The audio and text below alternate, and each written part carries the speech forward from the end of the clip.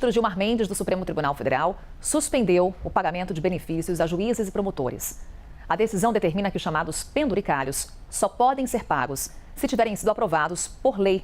Vamos então com os detalhes dessa que é uma medida cautelar com o Pedro Moreira, está lá ao vivo em Brasília, vai explicar então em detalhes essa decisão do decano da Suprema Corte. Pedro, mais uma vez, bom dia para você.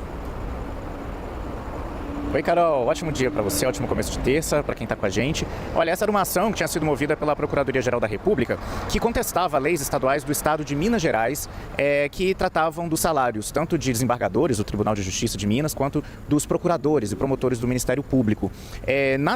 Dentro dessa ação, então, o ministro Gilmar Mendes toma uma medida muito similar à que Flávio Dino tomou na semana passada e manda suspender, então, os penduricalhos para essas duas categorias específicas, para os integrantes dos judiciários estaduais e também dos ministérios públicos. Gilmar Mendes deu dois prazos, Carol, para os estados, para essas entidades suspenderem o pagamento dos penduricários. Um prazo mais curto, de 45 dias, para suspender o pagamento das chamadas verbas indenizatórias, que não tem previsão nem mesmo em leis estaduais. São verbas indenizatórias pagas com base em decisões administrativas, atos normativos que não são legislação, que não são lei estadual.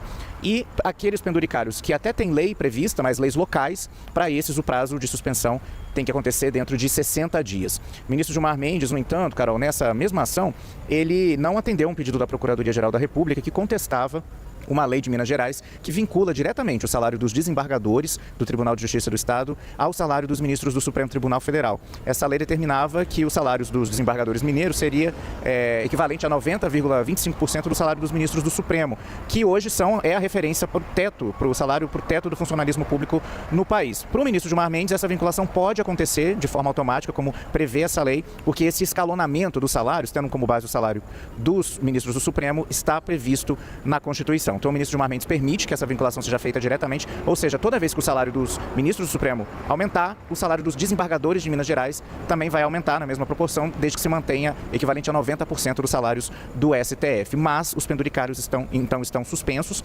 e o ministro também submete, Carol, essa decisão dele ao plenário do STF, assim como fez Flávio Dino. É uma decisão liminar, provisória, mas tanto Dino quanto Gilmar Mendes pedem que os outros integrantes do STF opinem sobre essa questão. No caso da ação que era relatada por Flávio Dino, a gente já tem uma data para o julgamento no plenário. Agora a gente resta saber se o presidente do STF, ministro Edson Fachin, vai colocar essa ação relatada por Gilmar Mendes na votação para ser votada no mesmo dia, já que tratam de temas muito parecidos, Carol. E para encerrar, para te devolver, eu vou ler um trechinho da decisão em que o ministro chama atenção para o que ele chama de desordem no pagamento dos salários do funcionalismo. Não posso deixar de manifestar perplexidade quanto à desordem que vivenciamos no que diz respeito à remuneração dos agentes públicos de modo geral, e, em particular, dos membros do Poder Judiciário e do Ministério Público. O ministro afirma que todos os dias surgem verbas indenizatórias travestidas com o objetivo de escamotear o manifesto descumprimento da Constituição Federal. Carol, então o Supremo, mais uma vez, atuando para tentar evitar que o pagamento de salários no funcionalismo continue a acontecer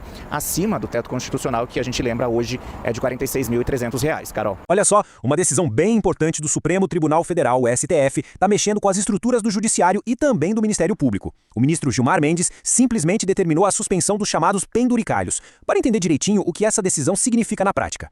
Para começar, a primeira coisa, o que exatamente é um penduricalho, Bom, esse é um nome popular, um apelido para uma série de pagamentos extras. Pensa em auxílios, gratificações, tudo aquilo que é somado ao salário de magistrados e membros do Ministério Público.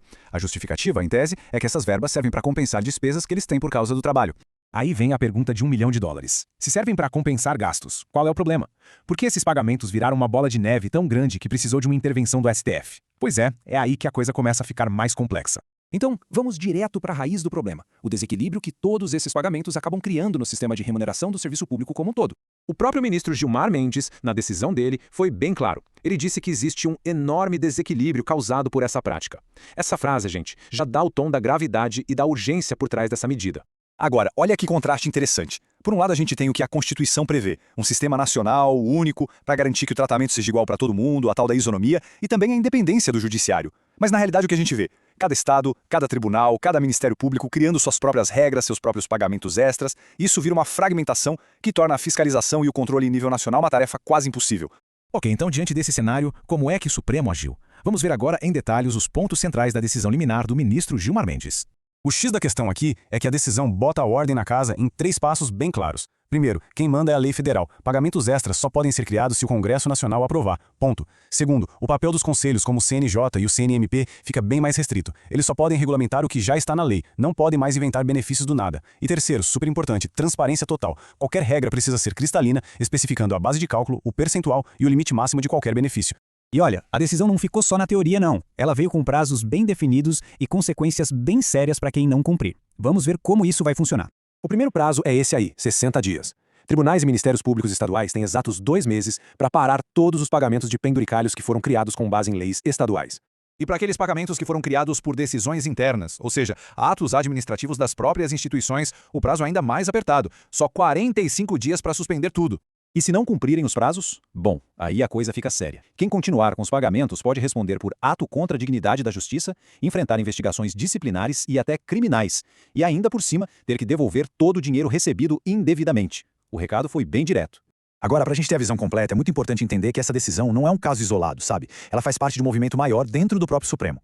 Essa ação do Gilmar Mendes vem logo depois de uma outra decisão parecida do ministro Flávio Dino. No comecinho de fevereiro, ele já tinha mandado revisar e suspender pagamentos desse tipo que não tinham uma base legal clara. Isso mostra que parece estar se formando uma tendência de atuação coordenada no STF sobre esse tema. E daqui para frente, no que a gente precisa ficar de olho? Bom, o plenário do STF, com todos os ministros juntos, vai analisar as decisões do Flávio Dino. E as grandes perguntas que ficam no ar são: será que eles vão confirmar a suspensão desses pagamentos? E a outra, essa proibição de criar novas leis só para dar um jeitinho de driblar o teto salarial, ela vai ser mantida? Com certeza esse é um debate que está bem longe de terminar.